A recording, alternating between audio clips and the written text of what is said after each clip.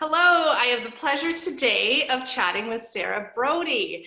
Sarah is a registered psychotherapist, a talented play therapist, and a graduate level art therapist, supporting people of all ages to look for the unmet needs that underlie struggles, symptoms, and behavior. With her experience in treating behavior, emotional, and developmental difficulties, she also works with parents to help resolve some problems around discipline and understanding a child's behavior. Sarah has two practices, the Archery in Burlington and Mississauga, and the Finishing School, where she supports 20-somethings who are done with school and are trying to find their way. So Sarah, thank you for chatting with us today. Did I miss anything in that? No. Well, you know how it is. We all started something new during the pandemic, so there's already too many things. I know. So I'm excited to talk to you today in, two main areas here. One being, and we can start with play, the importance of play for a child's development. Yep. Why don't you fill me in on your perspectives on that? Oh gosh, they say good old Winnicott, a good sort of mentor, long gone of mine, says play is the work of the child. So, think of it as the template that all development fits into, the practice realm, the realm that brings joy to things. So play is the work of the child, and I just think of it as the foundation of all things. It's also the foundation of relationship. So you talk about parallel play. Is that a concept that means something to you? Yes. All right, so just give me a sort of a working definition for our listeners, watchers of parallel play.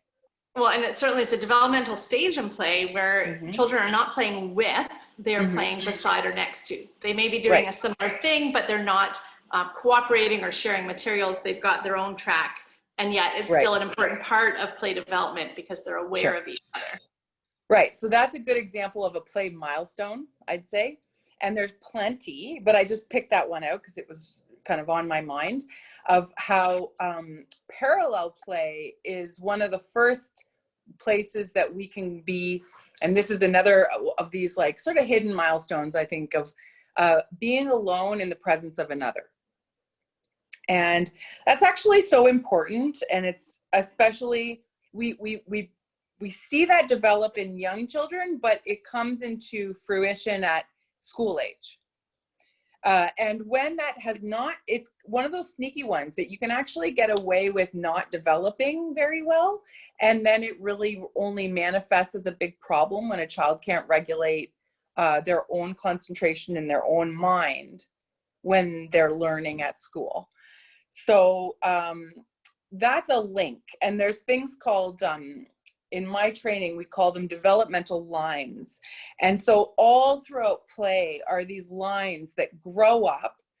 And so one of the most famous ones is what begins as peekaboo, then becomes hide and seek, then becomes team sports. And that's just three, those are 3 points on a line that has a lot in between.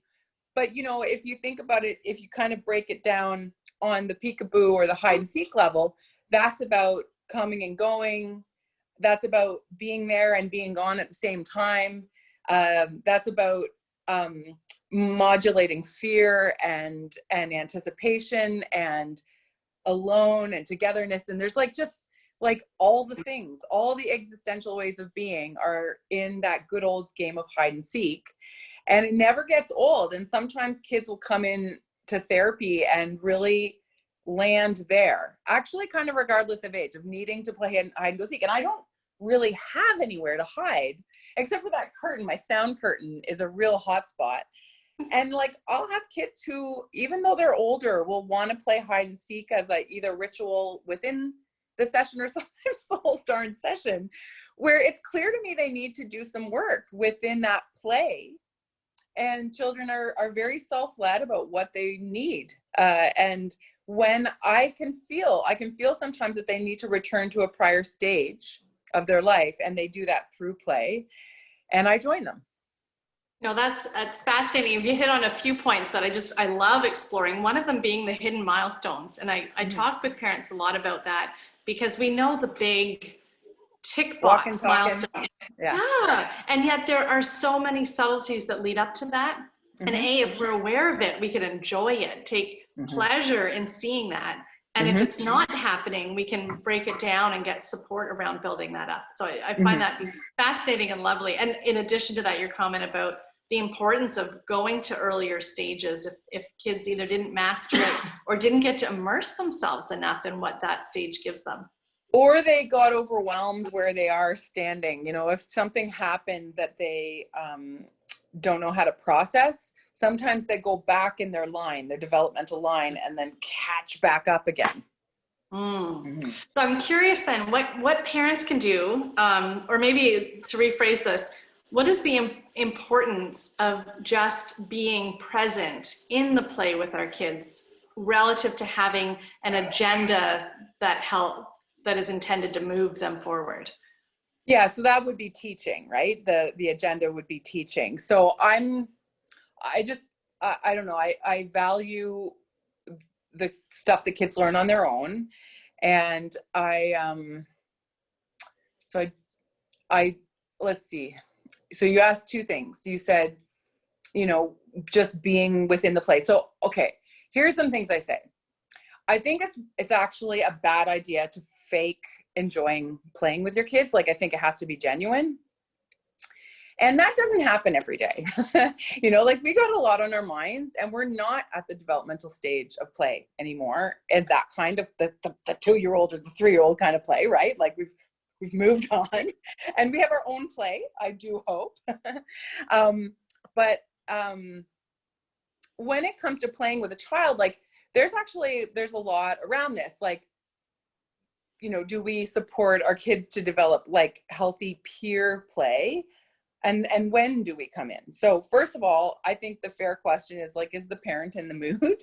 And because otherwise, if you're faking it, you're just teaching your child to fake it. So then if you're like kind of not, which I'm often there, then observing your child is the foreplay, if you will, because you're watching a part of you that you have psychologically invested in, biological or not, to do their thing. And it's fascinating. You can't help but be fascinated. Your whole frontal lobe goes lit up as you watch your child play, and you start making meaning of what they do. And so basically, I ask parents to get their child to work to engage them into play and make it real. So make it so that when their child entices them to play by giving them a figurine, if it's figurine play, a role, if it's role play, if it's constructive play, and so on, a part of that. And, beg off and just watch if you're not feeling it. And I am so glad that we're hitting on this point, because I think for parents, that pressure to play when they're not in the mood and deciding not to play, there's more choices than just engaging and disengaging. True. And also, one of the bits that I was saying before about like that hidden milestone of being alone in the presence of the other requires kids to understand the hierarchy of the family, and that there's different things going on, and adults have other responsibilities, and that we can't drop what we're doing in order to play in a dyadic way. And sometimes kids get really needy in a dyadic one-on-one kind of way that actually holds them back from developing the ability to be alone in the presence of the other, and so on. So we do them a favor by being hard to engage. And then when you do play, we're fun because we actually want to. And watching is well enough, or just listening. But when you get to that, when you cross that line and you do engage in play, a short time can go a long way. And I mine play with children as a play therapist, as a parent, as an aunt and stuff. I mine play for inside jokes. So we all know about memes. And this is where you basically look for your own homegrown meme that you can pull on when you need it to imbue an ask that you're making for them to participate in the household or the day with play. And you kind of play on that particular recent, ideally, memory that makes you both remember playing together in a way that brings a playfulness to this routine that you're asking them to participate in. And then you get more buy-in from your kid because you're saying, hey, I did your thing, now you do my thing. And I remember and I enjoy remembering doing your thing. And that's basically how we make work palatable in the long run, is by intertwining it with play. And we do that with our minds. Right. Yeah. And then it's again about that relationship and coming Yeah, alongside. right. You know, Gordon Neufeld talks about coming alongside, and that sounds very much the same idea. Yeah. Amazing. I think there's a collective sigh of relief as you're talking about this, as parents say, oh, I don't need to fake it. There are other options. No, it's actually, I would really caution against that kind of insincerity. And then you're really off the hook. There's no hook. The child has to present the hook, and they have to be good at it. So then you're teaching your child to be good manipulative. Manipulative is an emotional intelligence. If you're allowing yourself to be manipulated, that's on you. You know, like we have to be one step above them all the time. When parents come and complain that their child is manipulative, I'm like, well, good on you. You got a smart kid. Yes. Now raise the bar. So yeah. Lovely. The other bit, so you said, the playing with your child. So, when you have the spare time and energy and so on, sitting on the floor and watching your child, you won't get past 15 minutes without being in the mood, unless you are like just so spent. And then God bless you for sitting on the floor and watching your child. But if you can get past that, I'm surprised. And then you just do a little play, and it doesn't have to be long. And like I said, you look for something to use later, like voices, making up little languages. There's a lot. But there was one other piece that you asked, Heather, and it's escaping me now. And I know I was talking about how important it is to play versus watch. I guess where my attention is going right now is the teaching bit. So I think that's a really personal decision of how much you are a teacher as a parent. I don't. I especially realized during the pandemic that I don't like teaching. Like that was when we all had to like have our inner teacher come out. My inner teacher is like an unschooler. So that's just my personality. I'm an artist. I'm an art therapist. For me, like creativity is the teacher that I want my child to learn from. But also like that's because I've had the privilege of living in Montreal and like being an artist in my entrepreneurial work and as an art therapist. And so I've flexed those muscles more than, other people have flexed their teaching muscles and they're good at it. So cheers to that. And let's just let our kids play together so that they can indwell both of those styles, right? If you got a kid who has creativity as his teacher playing with a kid who's got some serious like encyclopedias in his or her mind, that's a fun game. That's going to be a fun play set. And that's where the mixing will happen is within the class. I mean, you think of a school comes from the word shoal, fish. They're all made to have a group mind. There's a whole lot I could say about the milestones of like the kinds of development that we get to when we get up to school. And I know you've got kids, parents of young tots, right? Yeah. In your group. So that feels a ways off. I know. It comes fast. Well, I don't know. I'm the one person who will stake the claim that you know, I have a 10-year-old. These have been the longest 10 years of my life. What is it they say? The days are long, the years are short. Yes. Yeah. Yes. I hang on to these times by refusing the adage of time going by quickly. And I share that for anyone who wants to join me in that. I'm going to take that on. I For interest, those that you mentioned unschooling, and for those that don't know, because I think it really is super applicable to the early years when we're balancing that pressure to teach versus any innate natural teaching that parents may want to do.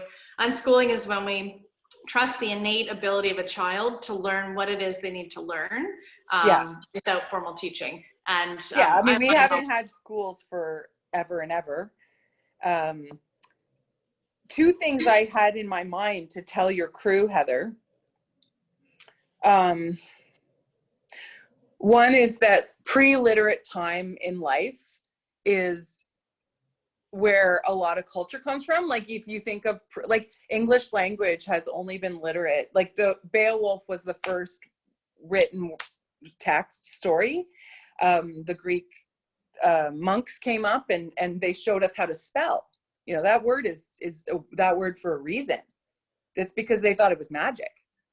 Spelling, right? So they came up and they wrote down what we said around the fire. Because we're speaking the English language here, we can say we. And they showed it to another dude and he read it and they were like, whoa, it's the story. And so that was spelling. And then we started later, much later, being literate. But that was like 777, not that long ago, really, if you put it in the right perspective. And then now we're all like thinking that literacy is as an important milestone as toileting. But the time in our culture that was pre-literate is where some of the most foundational touchstones of culture comes from. So like really everything before the last 5 generations, everything that we live in our day culturally that is sustained from before literate times. Think of that when you think about how important is the time in your child's life before they can read. And ask yourself, what do you lose when you learn to read?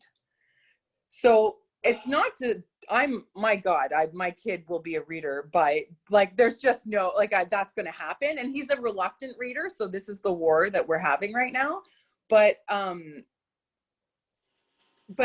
valued the time that he had before, and I sure didn't buy him alphabet books or things like that, because it's fetishizing literacy before the child has even the function in their mind, their brain, to be able to, like, yes, there are early readers, but I don't really think they're early reading processors. They're like a speak and spell. They're like an AI machine that's saying the words by decoding the letters that we've broken down for them. And I think that's wasted time until before they're 6 or 7, which is the sort of way that the schools used to work. And it's not bad, but it's just like, I'd rather see them playing. And I just think, like, parents are so excited to see their children succeed in school. The more income inequality we have in our culture, the more anxious that parents are that their children succeed in school. I mean, that just makes sense, right? So these are hard times to be raising a child. It is. And, you know, for the teachers in the group, because I have a fair share of teachers coming through, this may be a very big paradigm shift or very new idea in terms of looking at the history of childhood learning and competency, the history of teaching, but the value in immersing in open play in those first several years is just, I mean, we can't overstate it. Right. And I mean, I'll give shout outs to the teachers in your group. I have teachers in my practice. I worship teachers for the work that they do.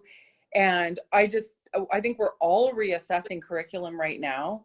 I think kindergarten curriculum has been recently reassessed, and play has been promoted over literacy skills with scientific justification. Because that's what, you know, evidence-based learning needs, is those studies and stuff. But I think it's also intuitive. And the last thing I'll say is that,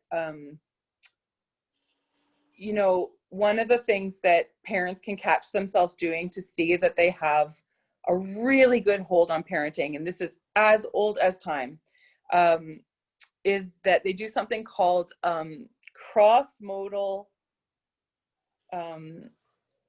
it's this clunky word that I can never remember, but it's just, I say it because then you can sound smart. It's cross-modal, oh, it'll come to me in a sec. So what it is that when parents, have you ever heard of synesthesia? Yes. Okay. Yeah. So you can later tell your peeps what synesthesia is. One of my favorite things the brain does. It's like a superpower.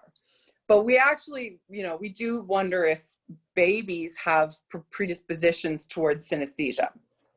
And one of the things that parents do is that when they're, let's say your toddler is like toddle, toddle, toddle, whoomp, falls down on his bum, on her bum.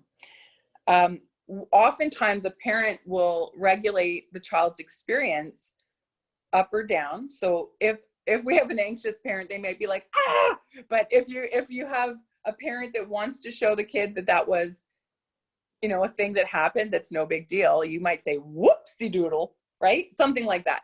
That's one of these things where you change a movement into a sound. And so parents do it both, but there's a lot of research around mothers doing this. And whenever you catch yourself moving something from a sound into a movement, like the mom, let's say baby says, wee, and the mom goes, wee, you know, like there's movement from sound. You can do it in all the different directions. Vitality affect. This is what this is called. Cross-modal, and you're moving an affect. And this is Daniel Stern's work. If they're really nerdy parents, this is in a book. He's written some beautiful books. One of them is called The Motherhood Constellation. One of them's called A Baby's Diary. So this man is truly gifted. He can see the world from the eyes of a baby. He's recently died. He gave a great gift to developmental psychologists with his work. He's an analyst, a psychoanalyst, so am I. So he was one of the people we read in school, and he wrote a really difficult book that you might nerd out on. Is called The Intersubjective World of the Infant. And it's all about how relationship is built through these ways that we process senses. Now, sensory processing is a hot topic these days because there's something going awry. And I just talked yesterday on this. Yeah. So definitely a hot topic. This part of it, when you read about vitality affecting, you think about the ways that we modulate, we upregulate. This is his word, that we upregulate a child's experience by crossing it into a different mode, wordlessly making it kind of a little fun. That's play. That's an adult, that's a parent implementing their understanding of play and giving an interpretation to the child's experience wordlessly. It is such a beautiful tiny dance. It lasts a millisecond and it's all over. It's scattered all over your day. I bet you every single person will leave this conversation and they'll spot it. They'll do it when they give their kid some food and their kid hucks it on the floor. And they're like, oh, you know, that's a down regulation where you're like, don't do that anymore. And you get to repeat that 457 times in the next 2 days. But that kind of, interplay there, which is way out of language, is an area where people have written books about it and thought about it real deep. So you can see if that generates some good conversation. Lovely. Right. Sarah, I know we're nearing the end of our time. We didn't even get to talk about art, but maybe we get to connect another time to talk and explore about finding our inner artist and realizing that it has nothing to do with talent, but everything to do with tapping into creativity and play. Where, if people are interested in finding you, where on the net can they find you and read more? Yeah, just go on, like the Artery website is there. That's just sort of the portal to my private practice, which is pretty full. And that's A-R-T-E-R-I-E. Correct. Yeah. And then finishing school, if you know any people who are finishing up with school, that's a good place. And, you know, we have adults there too, or older adults, but that's a new build. That's where I'm putting some of my freshest ideas. Awesome. Well, Sarah, I so appreciate the time. This has been a really engaging and refreshing conversation. It's always nice to chat with you. You too, Heather. Have a great day. You Bye too. all. Bye for now.